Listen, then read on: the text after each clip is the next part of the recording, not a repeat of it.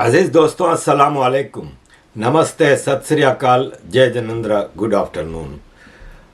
अजीज दोस्तों, देखें, मैं जब भी वीडियोस बनाता हूँ तो मेरी कोशिश ये होती है कि मैं आपके सामने कुछ ऐसी कड़वी सच्चाइयाँ रखूँ जिससे अक्सर हम मुंह फेर लेते हैं, हम इग्नोर करते हैं, हम उस मामले को इतना सीरियसली नहीं लेते। हम कहते हैं नहीं नहीं ऐसा कुछ नहीं है, ये वो, लेकिन वक्त फिर साबित करता है कि वो चीज़ें बहुत बिगड़ जाती हैं। अब जैसे हमने JNK में देखा, 80s की एंड में जो मामला शुरू हुआ उसको इंडियंस ने एज सच इतना सीरियसली तो नहीं लिया ना, जिसका नतीजा ये निकला कि अगले 20-25 साल एक जंग में गुजरे फजूल में, जिसमें अपने ही लोग मारे गए, अपने ही लोग बिगड़ गए, अपना ही नुकसान हुआ, अपनी ही बदनामी हुई, और दुश्मन को हमने मौका दिया कि इंटरनेशनलाइज करे हमारे एक लोकल इंटरनल चीज़ को। यही चीज़ हम खालिस्तान के हवाले से देखते हैं।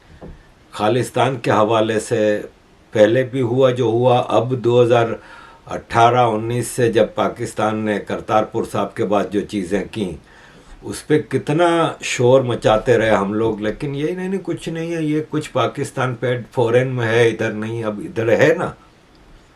अब देखें ना कि इंडिया में भी निकल पड़े हैं ना, तो चीज़ें हाथ से जाती हैं। सरकार तो अपने तौर पे चीज़ें कर रही है, लेकिन आम आदमी को भी नज़र में रखना चाहिए। अगर पंजाब के इलेक्शन में रिज़ल्ट मुख्तलिफ होते और एक करेक्ट पार्टी आ जाती तो मैं समझता हूँ कि खालिस्तान का मामला हैंडल कर लिया जाता। लेकिन पंजाब में 1 साल से ऊपर हो गया, एक ऐसी सरकार आई जो उन्हीं की फंडिंग से, खालिस्तानियों की फंडिंग से इलेक्शन कैंपेन चला के आई थी, उनको ढीला हाथ दिया। और पिछले 1 साल से पंजाब में गैंग वॉर, ड्रग वॉर और चीज़ें कितनी ख़राब होती गई। तो आम आदमी को भी चीज़ों में इन्वॉल्व होना पड़ता है। आज के ज़माने में आम आदमी भी किरदार अदा करता है। अब इस सिलसिले में हमारे एक विसल ब्लोअर हैं जो कि मुसलसल अजान दे रहे हैं। मुसलसल अजान देने का मतलब होता है कि पुकार रहे हैं, अपने भारतीय लोगों को पुकार रहे हैं और बता रहे हैं चीज़ें। कितने लोग उनकी बातों को सीरियसली लेते हैं, वो समझते नहीं नहीं ये तो कम्युनल बातें कर रहे हैं, ये तो ये एग्जेजरेशन कर रहे हैं। एग्जेजरेशन नहीं है भाई, एग्जेजरेशन नहीं है। ज़रा सुनिए पुष्पेंद्र जी को, फिर मैं आगे आता हूँ। टेलीविजन पे आके जब ये कहता है ना कि मात्र हम 7 करोड़ थे तो हमने पाकिस्तान ले लिया था, अब हम 35 करोड़ हैं, हम दोबारा से लेंगे और इस बार हिंदुओं को तय करना है कि वो कहां जाएंगे। ये हिम्मत 70 साल में हमारी और आपकी चुप्पी ने दे दी है। और ये सच बात है कि इस बार आपको तय करना पड़ेगा। ऐसे नहीं हो रहा है कि पूरी दिल्ली का दरियागंज खाली हो गया है, ऐसे नहीं हो रहा है। ये पैसा कहां से आ रहा है, ये जमीनें क्यों खरीदी जा रही हैं, ये मस्जिदें हर चौराहों पे क्यों बन रही हैं, इसका एजेंडा क्या है, ये कब्रिस्तान के नाम पे एक्सटेंशन क्यों किया जा रहा है। जबकि आप सबको बता दूं मैं, according to Islam, according to Mohammad साहब, ये जो कब्रें होती हैं ये हराम हैं, ये जायज नहीं है कब्रें, ये हराम हैं। ये काम खत्म हो जाए उसके बाद उसको चैलेंज करने वाला हूं मैं। क्योंकि आपके यहां अभी एक फैसला आया है मस्जिदों को लेके। सुप्रीम कोर्ट ने जब ये कहा कि इस्लाम में मस्जिद is not a Holi shrine, कहा था, लेकिन इससे पहले तो देश में किसी ने पूछा ही नहीं। हम जैसे बेवकूफ कहते थे, लेकिन हमारा उस वक्त तक हम इतने एक्टिव नहीं थे, हम तो स्कूल के दिनों से जानते थे ये बात। लेकिन आप इस बात को देखिए कि ये फैसला भी आ गया कि मस्जिद अल्लाह का घर नहीं है, मस्जिद कोई पवित्र जगह नहीं है, मस्जिद की इक्वलिटी मंदिर से नहीं हो सकती।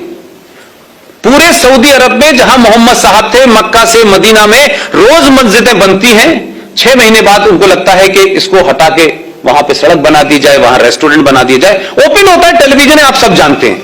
लेकिन भारत के मुसलमानों का एजेंडा कुछ और है। वो एजेंडा सिर्फ ये है कि मस्जिद बनाओ, फिर उसकी सेंसिटिविटी क्रिएट करो, फिर उसके अंदर पंचायत करो। और जो कश्मीर में 1990 में हुआ, मुझे नहीं पता आप में से कितने लोग थे, मेरी नई नई पत्रकारिता शुरू हुई थी। जम्मू कश्मीर में मस्जिदों में हथियार रखे गए, उन मस्जिदों से अजानें दी गई, रात रात भर 500-500 बार, 600-600 बार, कभी किसी मस्जिद से अजान हो रही है, कभी किसी मस्जिद से अजान हो रही है। और सब जगह से अपील की गई कि कश्मीरी हिंदू पंडित कश्मीर छोड़ दें, हमें कश्मीर चाहिए कश्मीरी पंडितों के बगैर और कश्मीरी औरतों के साथ। ये तो कल परसों की घटना है, कोई बहुत दूर की नहीं है। जो लोग ऋषि कश्यप की धरती की बात कर रहे थे, जिस कश्मीरियत की बात कर रहे थे, जिस गंगा जमुना तहजीब की बात कर रहे थे, उन लोगों ने एक बार 1954 में आपके लोगों को दूर रखने के लिए संविधान के अंदर एक इलीगल कॉन्स्टिट्यूशनल अमेंडमेंट करा लिया। वो लोग 1990 में जब हत्याएं हो रही थी, तो एक केस बता के बताता हूं मैं कि उस धर्म की और उसके मानने वाले लोग कितने रिलीजन ऑफ पीस के लोग हैं, कौन से धर्म से ड्राइव होते हैं, कौन सी आयत से ड्राइव होते हैं। एक महिला, एक टीचर थी, उसने एक बच्चे को स्कूल में पढ़ाया, वो बच्चा बड़ा हो गया, उसे 12th में पढ़ाया, वो पड़ोसी था, उसी लड़के ने उस महिला टीचर का रेप किया और टुकड़ों में काट दिया। इस मानसिकता से आपको लड़ना है। आप तो किसी के साथ चाय पी लेंगे तो उसके बाद फोन करके पूछेंगे आप घर पहुंच गए कि नहीं पहुंच गए। आपकी सभ्यता यह है। आप जिस सभ्यता से लड़ रहे हैं, जिस मानसिकता से लड़ रहे हैं, उसका बराबरी आप कर नहीं सकते। लेकिन उन्होंने होने दिया, सब चुप रहे और यह भी देश को नहीं बताया कि यह घटना कब घटी। अब आपने देखा, अब आप कहोगे नहीं यार ये तो एग्जैजरेशन है, ऐसा कुछ भी नहीं है, इतना मसला नहीं है खराब और ये और वो। बात सारे मुसलमानों की नहीं है, बात एक ऑर्गेनाइज्ड कॉन्स्पायरेसी की है। और ये ऑर्गेनाइज्ड कॉन्स्पायरेसी कुछ लोग कर रहे हैं, जिसमें फिर आम मुसलमान जहालत में घुस जाता है। अब इस सिलसिले में मैं आपको ये एक 2 मिनट की वीडियो आप देखें, जिसमें मुसलमान भारत में बैठ के क्या ऐलान कर रहे हैं, हिंदुओं के सोशल बाइकआउट का, हिंदुओं के इकोनॉमिक बाइकआउट का, ये चीज़ें कर रहे हैं ना। आपने कभी मुझे कोई एक वीडियो निकाल कर दिखा दें जिसमें रोटी बनाने वाला या खाना बनाने वाला उसमें थूकता हो और वो हिंदू हो, वो सिख हो, वो गैर मुस्लिम हो। ये सिर्फ मुसलमान करते हैं। ये नहीं है कि सारे मुसलमान खराब हैं, लेकिन ये कि जो कुछ लोग होते हैं ना, वो फिर हाईजेक कर लेते हैं चीज़ों को।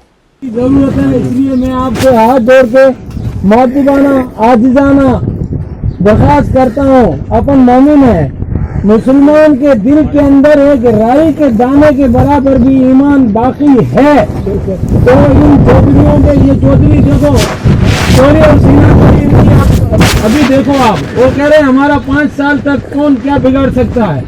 यानी इनका कोई मंत्री बन गया या इनके पास इतनी हठधर्मियत आ गई कि 5 साल हमारा कौन क्या बिगाड़ सकता है। दूसरी बात, इनके जो पेट्रोल पंप है, अगर मुसलमान हो, मेरे मौलाना जो थे, ये मुझे बहुत ही, अभी मुझे यहाँ मिले थे चक्की पे 2-4 दिन पहले, उन्होंने गुलाम रसूल, अगर आप भी रसूल के गुलाम हो, तुम्हें कसम है इस ला इलाहा इल्लल्लाह मुहम्मद रसूलुल्लाह सल्लल्लाहु अलैहि वसल्लम की, कि इसके पंप पे कोई पेट्रोल नहीं भराएगा, इसकी मेडिकल के ऊपर कोई दवाई नहीं लेगा, इसकी गाड़ी के ऊपर कोई नहीं चढ़ेगा। तो जो आप मुसलमान, आपके अंदर अगर एक राई के दाने के बराबर ईमान होता है, तो अल्हम्दुलिल्लाह अल्हम्दुलिल्लाह वो जन्नत में जाएगा। इसी तरीके से इस ईमान को बाकी रखते हुए आप लोगों ने अल्लाह का वास्ता है, गुलाम रसूल के बच्चों का वास्ता है और कलमे का वास्ता है, इसके जो पंप पे कोई तेल नहीं भराएगा, इसकी गाड़ी के अंदर कोई नहीं चढ़ेगा और इसकी मेडिकल से कोई दवाई नहीं खरीदेगा। यही मेरी आज से आपसे आज का दरखास्त है, हाथ जोड़ के विनती है, दरखास्त है, इस पे अमल करेंगे। पेट्रोल पंप पड़े हुए पास में पेट्रोल पंप कराओ, बहुत सारी मेडिकल है, ठीक है ना, उससे आप हम बढ़ा लो। गाड़ियाँ बहुत है, एक बंद हो जाएगी 10 और चालू हो जाएगी, ऐसी कोई बात नहीं है। आप इस पे अमल करेंगे, इंशाअल्लाह ताला अल्लाह अपनी मदद करेगा। यकीन है इंशाअल्लाह। मैं मौलाना मोहम्मद अली की बात की तायद के लिए खड़ा हुआ था। अल्लाह हमें, अल्लाह के रसूल ये करे हम पे इस पे कायम रहे और अल्लाह हमें हिम्मत दे और इस पे कायम रखे। खुदा हाफिज। अब आपने जैसे ये वीडियो देखी आप ने कि जिसमें सोशल बाइकआउटिंग का कह रहे हैं, इकोनॉमिक बाइकआउटिंग का, it is a serious matter. ये टोटल इग्नोर हो जाती है। ये वीडियो भी वायरल नहीं हुई। ऐसा कोई हिंदू कर दे, फौरन अरफा खानम शेरवानी, तो राना अयूब, तो वॉशिंगटन पोस्ट, तो बीबीसी तो शुरू हो जाएंगे कि भारत में तो फैशिज्म चल रहा है, रेसिज्म चल रहा है, माइनॉरिटी के खिलाफ अत्याचार हो रहा है। लेकिन मुसलमान कर रहा है, उसकी वीडियो वायरल तक नहीं हो रही क्योंकि हिंदू इसको इग्नोर करता है। आप कबूतर आंखें बंद करके ये सोचे कि बिल्ली भाग गई है, तो बिल्ली नहीं भाग गई होती भाई।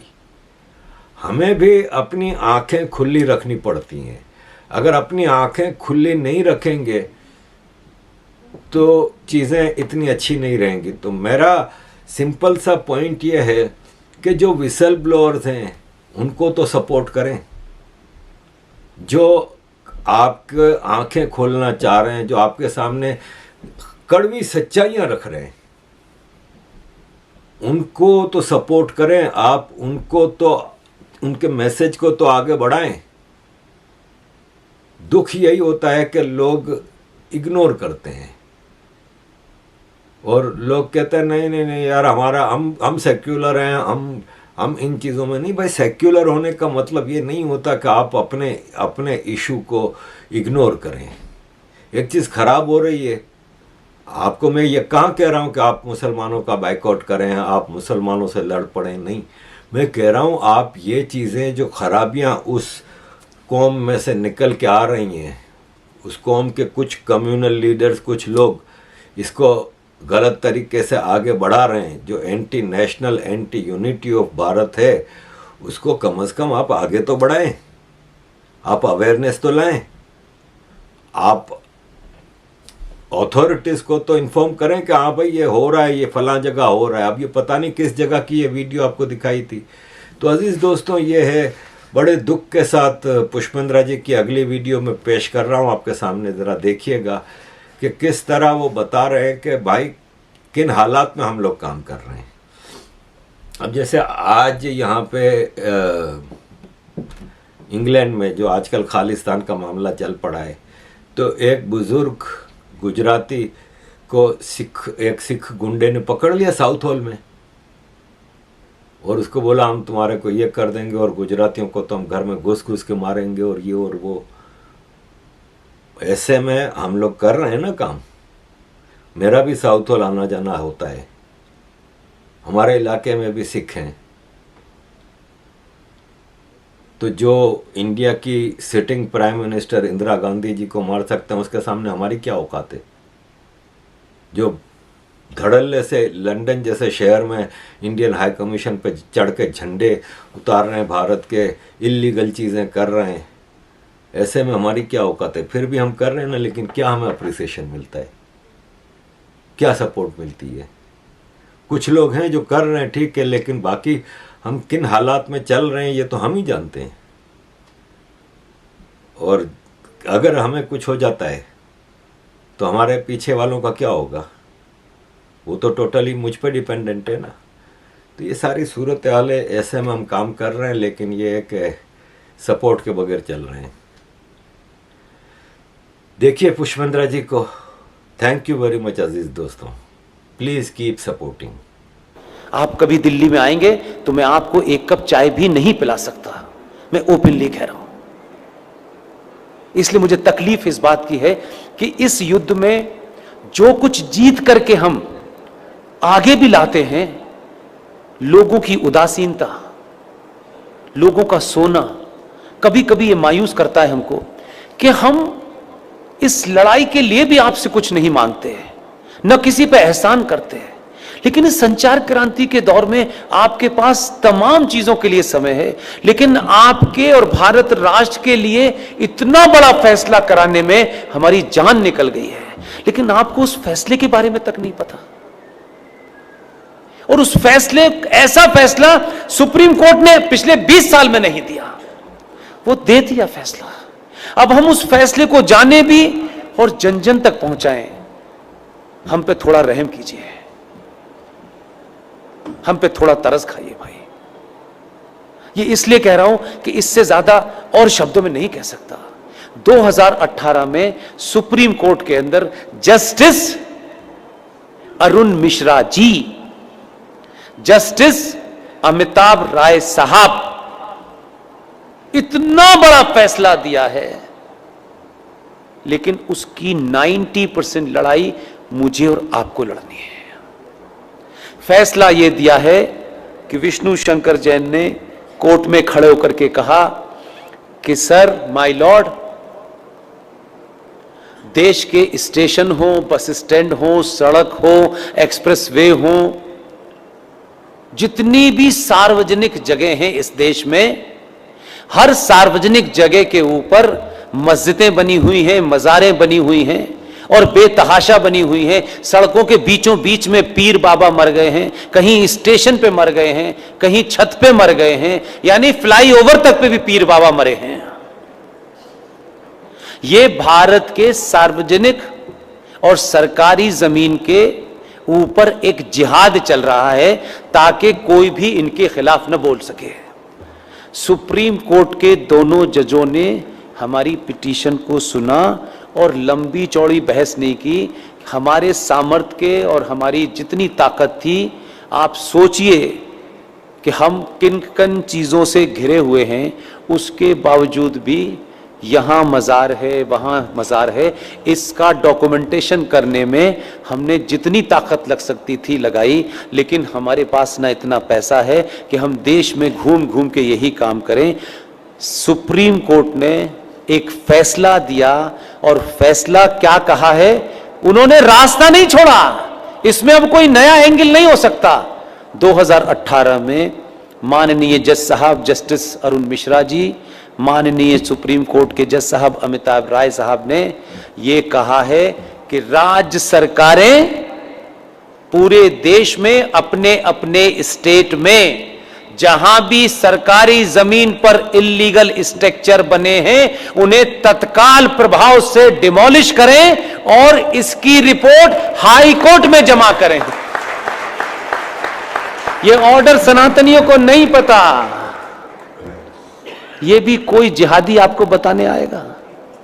आपको अपने फायदे की भी चीज पता नहीं है, शत्रु का भी पता नहीं है भाई, तो कैसे समझाएं? घर घर जाके समझाने की हमारे पास ताकत नहीं है।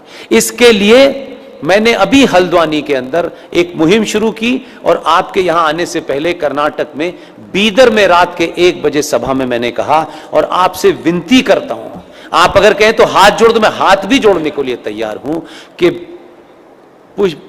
पुष्पेंद्र कुलश्रेष्ठ, क्योंकि वही एक चीज वेरीफाइड है और वेरीफाइड नहीं है। आप अपने शहर में जाएं, पिकनिक पे जाएं, आपको इतनी सेल्फी लेने की आदत है, अच्छी बात है।